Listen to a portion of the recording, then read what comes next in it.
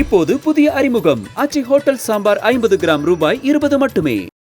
வங்கதேசத்தில் பேகம் ஹசீனா அவர்களுடைய மக்களால் தேர்ந்தெடுக்கப்பட்ட அரசு நீக்கப்பட்ட பிறகு கலீடா ஜியா அவர்களும் இராணுவமும் ஒன்றா சேர்ந்து ஆட்சியை கைப்பற்றினாங்க. அது அவங்களுக்குள்ள உள்ள பொலிட்டிக்கல் ஃபைட்டுன்னு சொன்னால் நாம் ரொம்ப கவலைப்பட வேணாம், சர்வதேச அமைப்புகள் பார்த்துக்கும். ஆனால் இந்த அரசாங்கம் வந்த உடனே முகமது யூனுஸ் கவர்மெண்ட் வந்ததும் ஹிந்துக்கள் நூற்றுக்கணக்கிலே கொல்லப்பட்டார்கள், இனப்படுகொலை நடந்தது. காளி கோயில், இஸ்கான் கோவில் ஆகியவை கொளுத்தப்பட்டன. ஹிந்து வர்த்தக ஸ்தாபனங்கள் அடித்து நொறுக்கப்பட்டன. இப்போது இதுக்கு எதிராக ஹிந்துக்களுக்கு பாதுகாப்பு அளிப்பதற்காக மக்களை ஒருங்கிணைத்த சின்மயி கிருஷ்ணதாஸ் பிரபு அவர்கள் வங்கதேச அரசால் கைது பண்ணப்பட்டிருக்கார். அவரை பெயில் எடுக்கிறதுக்கு பெயில் பெட்டிஷன் மூவ் பண்ண வக்கீலை நீதிமன்ற வளாகத்திலேயே வைத்து கொளுத்தி கொன்றிருக்கிறார்கள். இப்போ நேற்றைய தினம் அங்கே இருக்கிற முஸ்லீம் வழக்கறிஞர்கள் பூரா யாராவது திரு கிருஷ்ணதாஸ் பிரபு அவர்களுக்கு பெயில் பெட்டிஷன் மூவ் பண்ணினா அந்த வக்கீலுக்கு நடந்ததும் உனக்கு நடக்கும் அப்படின்னு பகிரங்கமாக பேசியிருக்காங்க. ஸோ இன்றைக்கி வங்கதேசத்தில் ஹிந்துக்களுக்கு எதிராக ஸ்டேட் ஸ்பான்சர்ட் டெரரிசம் இருந்து கொண்டு இருக்குது.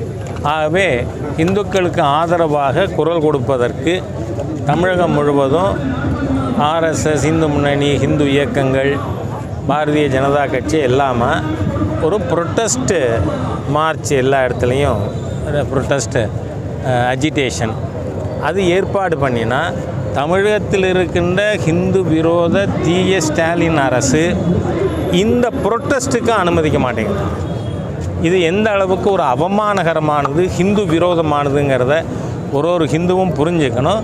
இந்த ஸ்டாலின் அரசாங்கத்தால் இரண்டாந்தர குடிமக்களாக, உரிமையற்றவர்களாக இந்துக்கள் நடத்தப்படுவது நிறுத்தப்பட வேண்டுமானால் 26 திராவிட முன்னேற்றக் கழக கூட்டணி வேரோடும் வேரடி மண்ணோடும் நீக்கப்பட வேண்டும் என்பதை ஒரு ஹிந்துவும் புரிஞ்சுக்கணும்.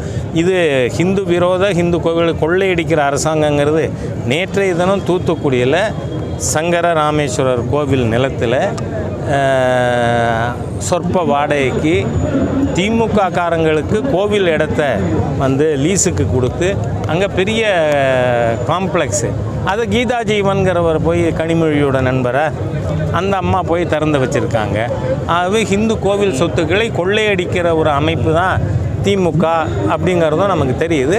ஆகவே இந்த திராவிட முன்னேற்ற கழக ஸ்டாலின் அரசாங்கத்தினுடைய ஹிந்து விரோத போக்கு வன்மையாக கண்டிக்கத்தக்கது. தேங்க்யூ. ராஜாங்க ரீதியாக என்ன மாதிரியான நடவடிக்கை? அதாங்க சென்ட்ரல் கவர்மெண்ட் ஏற்கனவே வார்ன் பண்ணியிருக்கு.